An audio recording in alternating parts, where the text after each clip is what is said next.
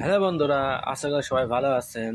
তো বন্ধুরা, আজকে দেখাবো কিভাবে আপনারা খুব সহজে নগদ থেকে বিকাশে এবং বিকাশ থেকে নগদে টাকা ট্রান্সফার করবেন।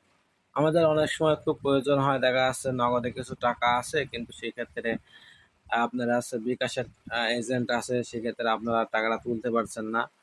তো এই প্রসেসটা জানা থাকলে আপনাদের খুবই সহজ হবে এবং প্রয়োজনীয় তাগিদে আপনারা টাকাটা তুলতে পারবেন। তো বন্ধুরা, চলুন কিভাবে কি করতে হয় আমি দেখিয়ে দিচ্ছি। সর্বপ্রথম আপনারা নগদ অ্যাপসটা ওপেন করবেন। নগদ অ্যাপসটা ওপেন করার পরে দেখতে পাচ্ছেন ট্রান্সফার মানি, এখানে একটা ক্লিক করে দেবেন। এখানে দেখতে পাচ্ছেন নিচের দিকে মোবাইল ওয়ালেট, এখানে একটা ক্লিক করে দেবেন। দেখতে পাচ্ছেন এখানে নগদ টু মোবাইল ওয়ালেট, এখানে আপনার বিকাশ নাম্বারটা সিলেক্ট করে দেবেন। আমি আমার এই বিকাশ নাম্বারটা সিলেক্ট করে দিলাম। তো দেখতে পাচ্ছেন এখানে আপনার সিলেক্ট ওয়ালেট, এখানে অ্যারো চিহ্নতে একটা ক্লিক করে দেব।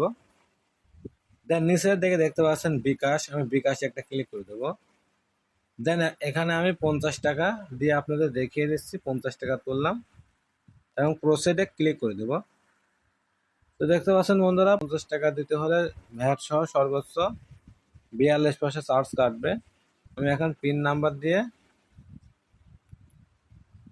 নেক্সটে ক্লিক করব এবং সর্বশেষ ট্যাপ করে ধরে রাখবো।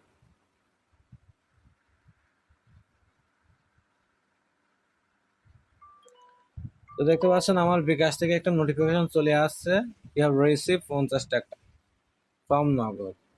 তো এইভাবে আপনারা খুব সহজে নগদ থেকে বিকাশে টাকা ট্রান্সফার করতে পারেন। তো ভিডিওটাও যদি ভালো লাগে অবশ্যই শেয়ার এবং লাইক কমেন্ট করে সাথে থাকবেন। আসসালামু আলাইকুম।